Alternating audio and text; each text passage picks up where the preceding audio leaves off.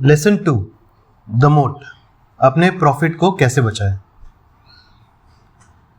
Lesson 1 में हमने राहुल की प्रॉफिटेबल चाय की टपरी में इन्वेस्ट किया था।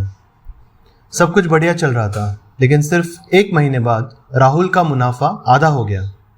क्यों? क्या उसकी चाय खराब हो गई थी? नहीं, बस उसके आसपास 4 नई चाय की दुकान खुल गई थी। और यही प्रॉब्लम हर सक्सेसफुल बिजनेस के साथ होती है। जहां मुनाफा होता है वहां कंपटीशन जरूर आता है। अब सब लोग 10 रुपए की चाय दे रहे हैं, एक ने तो 8 रुपए की चाय शुरू कर दी। अब राहुल का कस्टमर टूट रहा है, राहुल का प्रॉफिट मार्जिन खत्म हो रहा है। स्टॉक मार्केट में भी एग्जैक्टली यही होता है। कैपिटलिज्म का एक बेसिक रूल है, जहां प्रॉफिट होगा वहां कंपटीशन आएगा। बिजनेस बनाना मुश्किल नहीं है, बिजनेस को बचाए रखना मुश्किल है। तो फिर TCS, HDFC या डीमार्ट ऐसी बड़ी कंपनीज अपने प्रॉफिट को सालों तक कंपटीशन से कैसे बचा कर रखती है। Welcome to lesson 2 of our fundamental analysis series. आज हम बात करेंगे इन्वेस्टिंग के सबसे पावरफुल वेपन की, द इकोनॉमिक मोट। मोट का एक्चुअली मतलब क्या होता है? पुराने ज़माने में जब राजा अपना किला, कैसल बनाता है, तो उस किले को दुश्मन से बचाने के लिए वो उसके चारों तरफ एक डीप पानी की खाई खोद देता है, जिसमें मगरमच्छ, क्रोकोडाइल्स होते हैं। इस खाई को अंग्रेजी में मोट कहते हैं। वॉरेन बुफे ने इस वर्ड को इन्वेस्टिंग में यूज़ किया। उन्होंने कहा कि एक अच्छा बिजनेस एक किले की तरह है और कंपटीशन दुश्मन है। अगर आपके बिजनेस के चारों तरफ इकोनॉमिक मोट नहीं है तो कोई भी नया कंपटीटर आएगा और आपका किले पर कब्जा कर लेगा, यानी आपका मार्केट शेयर खा जाएगा। जब हम किसी माइक्रो कैप या टर्न अराउंड स्टोरी को एनालाइज करते हैं तो सबसे पहले यही देखते हैं कि क्या इनके पास अपने प्रॉफिट को बचाने का कोई रास्ता है। चलिए देखते हैं 3 सबसे कॉमन टाइप्स के मोट जो आपको इंडियन मार्केट में ढूंढने हैं। पहला मोट है ब्रांड पावर। इसको समझने के लिए अपने किचन में जाइए। जब आपको 2 मिनट वाली भूख लगती है तो आप दुकानदार से नूडल्स नहीं मांगते, आप मैगी मांगते हैं। बाबा रामदेव ने पतंजलि नूडल्स निकाले, ITC ने यीपी निकाला, सबने ट्राई किया, लेकिन मैगी का मार्केट शेयर हिलाना बहुत मुश्किल है।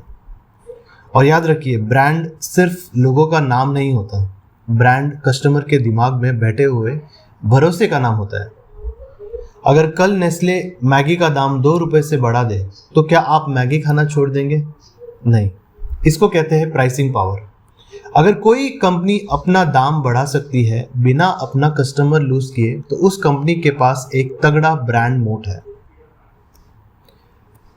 दूसरा मोट होता है स्विचिंग कॉस्ट, यानी कस्टमर के लिए आपका प्रोडक्ट छोड़कर किसी और के पास जाना इतना सरदर्द है कि वो छोड़ता ही नहीं।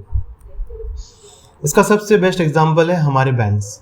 मान लीजिए आपका अकाउंट HDFC बैंक में है, आपकी सैलरी वहीं आती है, आपकी होम लोन की EMI वहीं से कटती है, आपका नेटफ्लिक्स का सब्सक्रिप्शन उसके क्रेडिट कार्ड से लिंक्ड है और SIPs भी वहीं से जा रही है। अगर कल कोई नया बैंक आके बोले, सर हमारे पास आ जाओ, हम थोड़ा ज़्यादा इंटरेस्ट देंगे, क्या आप अपना बैंक चेंज करोगे? 90% लोग नहीं करेंगे, क्योंकि पूरा सिस्टम चेंज करना एक बहुत बड़ा हेडेक है।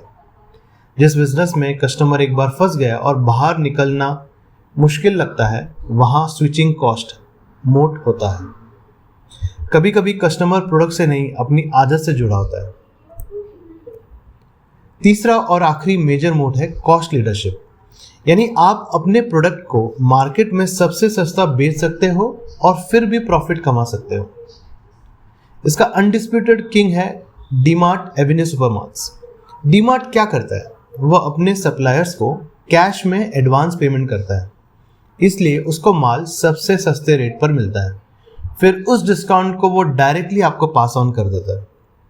अब कोई नया कंपटीटर आके डीमार्ट से सस्ता बेचने का ट्राई करेगा तो वो बैंकरप्ट हो जाएगा, क्योंकि उसकी परचेसिंग पावर डीमार्ट जैसी नहीं है। डीमार्ट का मोट है उसका मैसिव स्केल।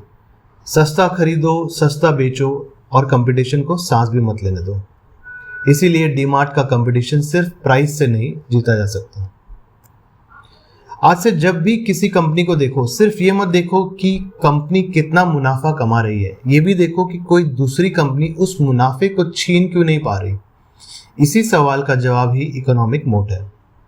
लेकिन वेट, एक सेकंड, मान लीजिए किले के चारों तरफ बहुत बड़ा मोट है, मगरमच्छ भी है, लेकिन जो उस किले का राजा है अगर वो ही भ्रष्ट, करप्ट हो या बेवकूफ हो तो क्या होगा? किला तो अपने आप ही डूब जाएगा अंदर से। बिजनेस कितना भी अच्छा हो, अगर उसको चलाने वाला मैनेजमेंट या प्रमोटर चोर है तो आपका पैसा जीरो होना गारंटी है। लेसन 3 में हम सीखेंगे कि एक कंपनी के मैनेजमेंट और उनकी नीयत, इंटेंट को कैसे टेस्ट करते हैं ताकि हम फ्रॉड से बच सके। अगर आपको लेसन 2 समझ आया और वैल्यू मिली तो लाइक बटन दबा दीजिए और कमेंट में मुझे एक ऐसी कंपनी का नाम बताइए जिसके पास आपको लगता है कि एक स्ट्रांग मोट है। सब्सक्राइब कीजिए ताकि लेसन 3 मिस ना हो। Keep learning, keep analysing.